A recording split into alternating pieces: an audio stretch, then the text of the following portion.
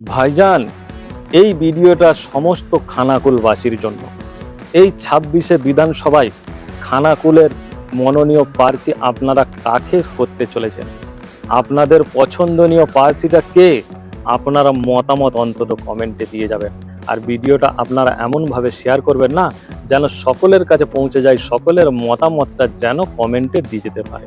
আর যদি আমার মতামত আপনারা জানতে চান তাহলে আমি বলবো আপনারা একটু ধৈর্য ধরুন, আপনাদেরকে পুরো বিস্তারিত আমি জানাচ্ছি।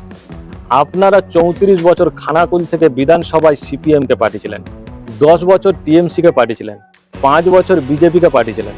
কতটা কি কাজ করেছে আপনাদের হয়ে কতটা বিধানসভায় গিয়ে কথা বলেছে সেটা তো বিস্তারিত আপনারা সকলেই জেনে গেছেন। ফির নতুন করে আপনাদের হয়ে এমন প্রার্থী কথা বলতে পারবে, আপনাদের সেই চয়েস করার দিন চলে আসছে।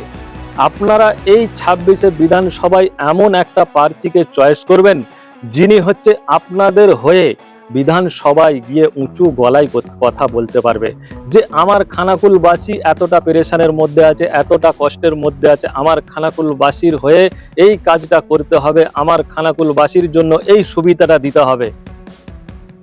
তারপরে ভোটে জেতার পরে আপনাদের সুখ দুঃখের সাথী হয়ে যিনি থাকবে।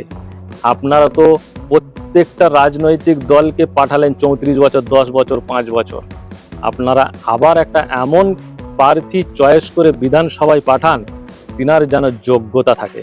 আপনারা ভোট কেন্দ্রে যাবার আগে আপনারা ওই সমস্ত প্রার্থীগুলোর সম্বন্ধে একটু যাচাই বাছাই করে নেবেন যে ইনার যোগ্যতা কত দূর, ইনি কতটা আমাদের সুখ দুঃখের সাথী হয়ে থাকবে, ইনি কতটা আমাদের হয়ে বিধানসভায় কথা বলতে পারবে। এইগুলো আগে আপনারা যাচাই বাছাই করে নেবেন, নিয়ে তারপরে ভোট কেন্দ্রে গিয়ে আপনারা কোনো দল না দেখে প্রার্থী দেখে আপনারা বোতামটা টিপবেন। আর যদি প্রকাশ্য আপনারা আমার কথাটা জানতে চান তাহলে আপনারা কমেন্টে জানিয়ে যাবেন, আমি পরের ভিডিওতে আপনাদেরকে জানিয়ে দেবো। আর সকলে একটা করে লাইক করতে ভুলবেন না। আসসালামু আলাইকুম।